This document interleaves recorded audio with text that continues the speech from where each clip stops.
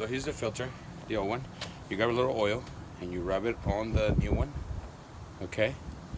Again, it's identical. It matches. We're looking good.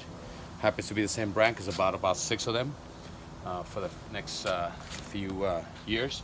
You gotta be very careful not to spill any oil anywhere. Gotta be very clean. As you can tell, using one rag, that's all you should need. When you're removing it with the tool that I show you that I bought at AutoZone, it gets a little messy, but just be careful. Try not to get it on your hands. Don't get it on your driveway. Keep the tray underneath, and then make sure you place it that way, facing up. You don't want rings on you. You don't want your place to look like a dirty shop.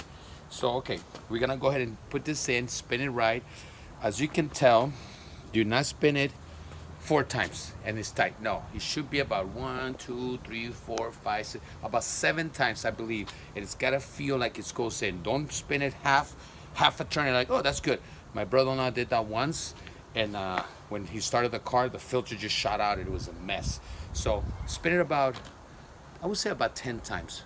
And then you'll feel the rubber against the motor tighten up, and it should be as tight as your hand. Don't use the tool to tie it back up.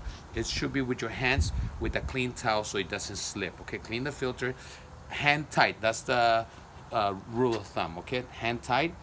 The plug, what I do, I tap it with my hand, not too much because you could damage the whole unit. So just tap it so it's nice and comfortable. It doesn't need to be super tight. Just tap it, tap, and you'll feel it when it's nice and comfortable. Okay.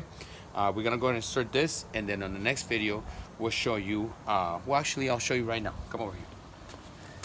This is where your oil is going to go. Remove this, put a funnel, and it actually says engine oil right here. You should be able to fit this whole container of Castrol GTX full synthetic. The whole thing should fit. Of course, what you're going to do also, once you put all the oil in here, is check your levels with this rod right here. Pull it out, wipe it, turn it back in, and you should see oil in between these 2 dots. If you see oil between these 2 dots, that means your oil should be, if it's not here, then it's too low. It's gotta be, here's too much oil. It's gotta be between the 2. You might have to add a little touch. Usually add just a little squirt.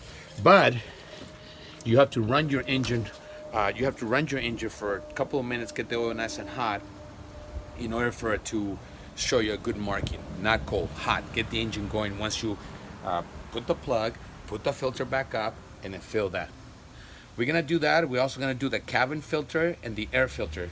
That's as much as I can do on this car. I don't know how to do the fuel filter, but I could probably learn. I YouTube a lot of this stuff, but